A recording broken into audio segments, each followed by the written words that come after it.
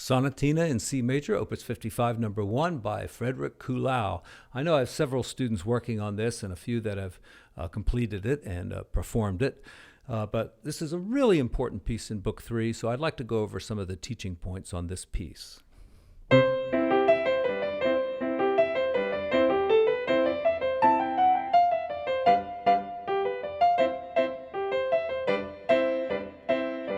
So there's several things we can talk about here. First of all, the left hand, I probably played too loud, but you've got some slurs here between this chord and this chord. So you want to connect like that. The right hand, 1 and 2, 1 and 2. So make sure you're staying up on your pinky, and notice how I'm kind of moving my arm around in a small circle.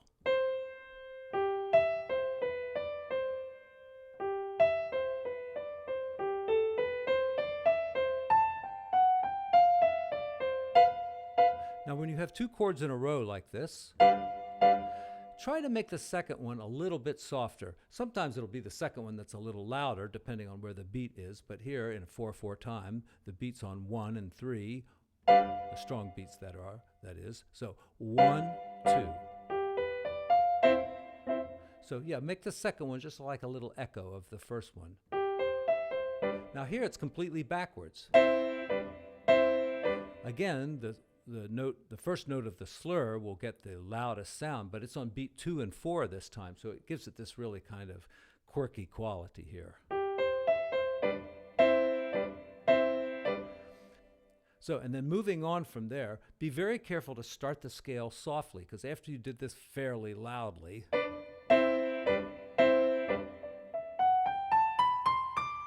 you want to come in with that first note very softly.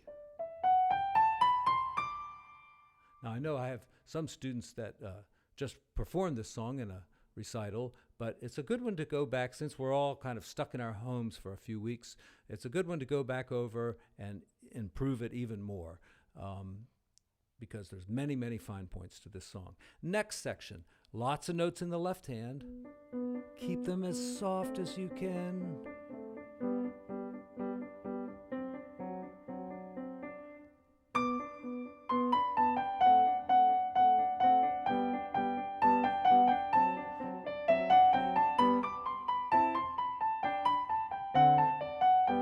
As you go up this scale, as soon as you've played about the first 3 notes, you can set your left hand in and have it ready for a big chord that it's going to play. See how I set my hand in there?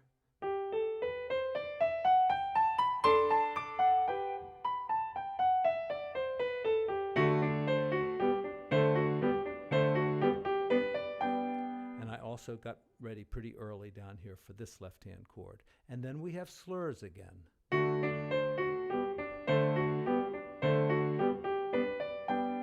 The most important ones are in the left hand,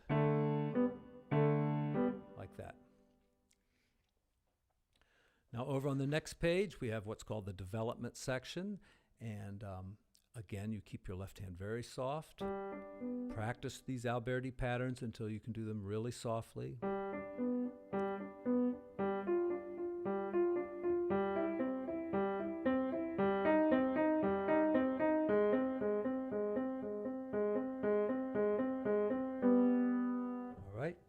The dynamics say piano, soft and legato, but the right hand needs to sing out over the left hand, so don't be too soft with your right hand. If you need to ghost the left hand like this,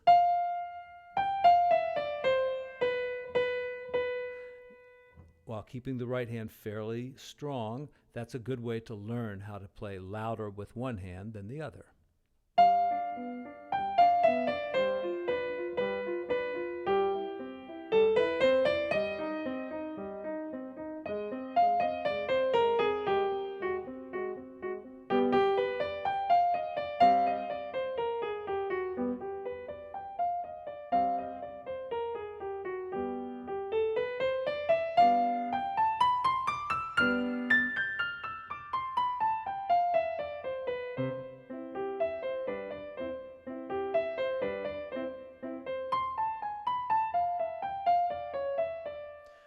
that's such a great line. You should make a spot out of that and practice that.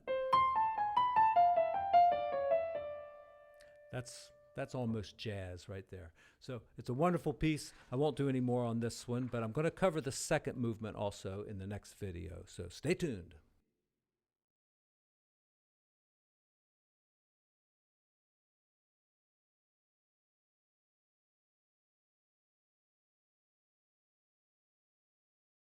Sonatina in C major by Frederick Kuhlau, Opus 55, number 1, and we're going to do the second movement, Vivace. Play a little bit of it, and then we'll start working on it.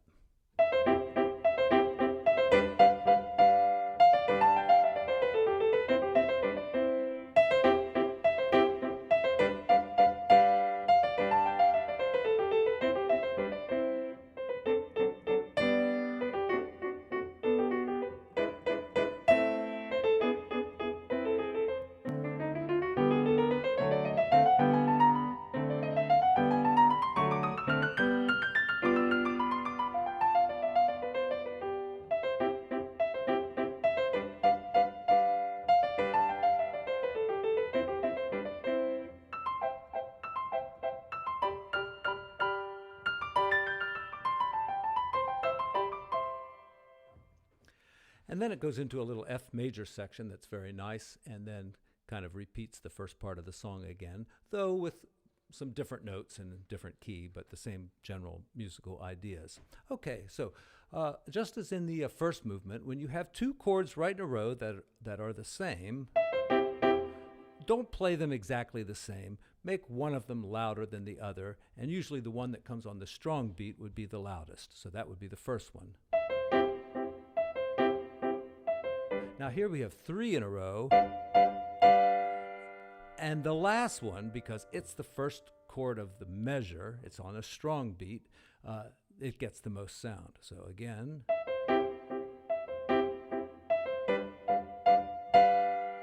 Okay, and then make sure you start with your 4th finger.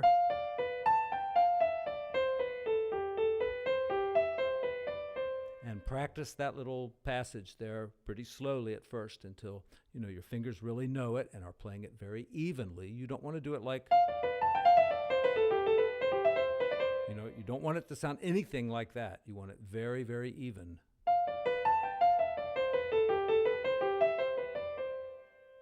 And notice, it's the exact same notes as the first movement.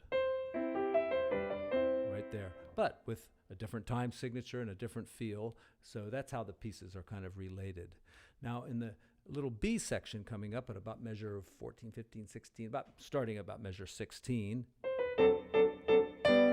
notice it says P for piano. So keep it soft except for the one place where it says SF, and that's a sforzando, so that's a loud accent for just that chord.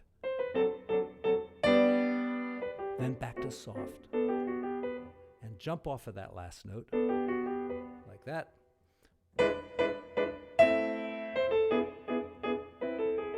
Now you can make that one just a little bit louder because it's a little bit higher on the keyboard. And you'll notice that the chord shapes and the fingers are playing, you know, just exactly the same kind of pattern. It's just moved up one note. Black keys are in the same place and everything, so.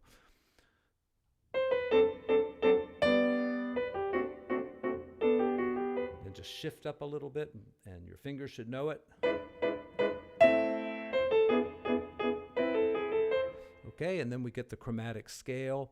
And let's go over that first. There's a standard fingering for it, and then there's some more complicated fingerings, but this is the standard fingering.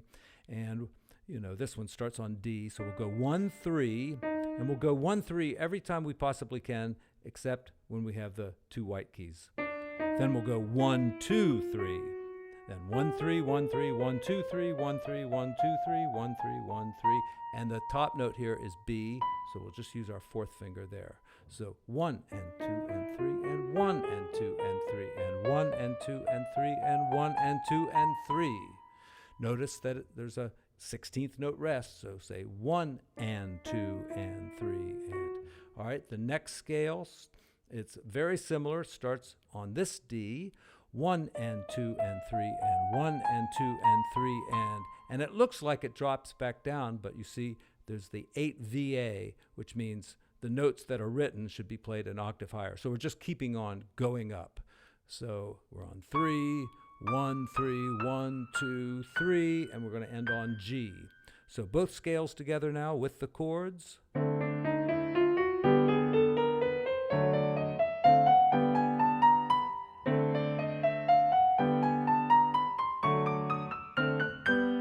And be careful on that last chord that you just play those two notes, all right? It's a common mistake.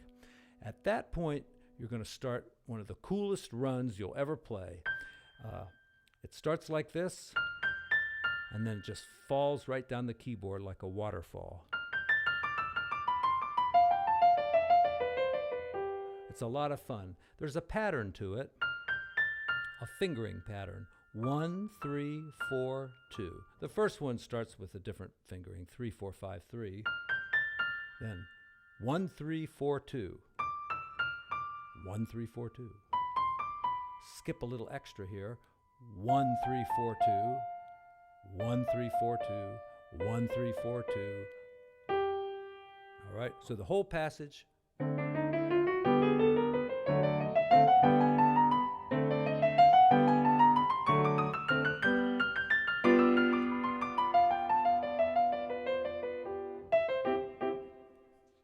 So have fun with that.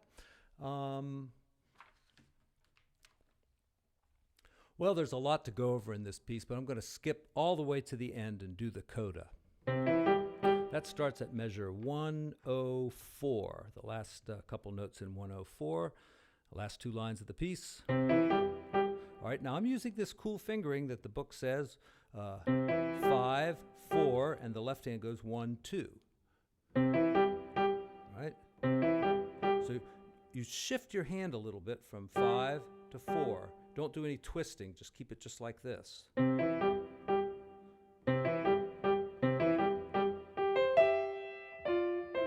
Now I like to use 5, 4, 3 here.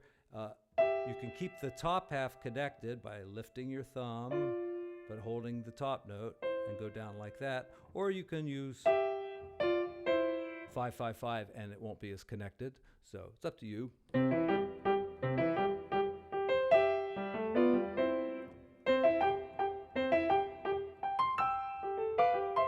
Now, left hand, start with fourth finger here. All right. If you start with 5, it's good practice, I suppose, but it's going to sound even, more even, and better if you start with your fourth finger.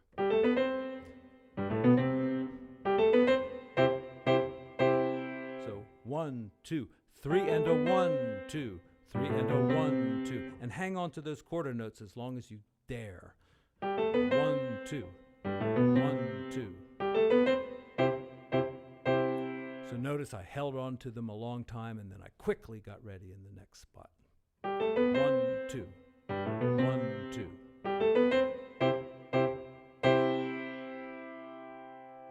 Yay!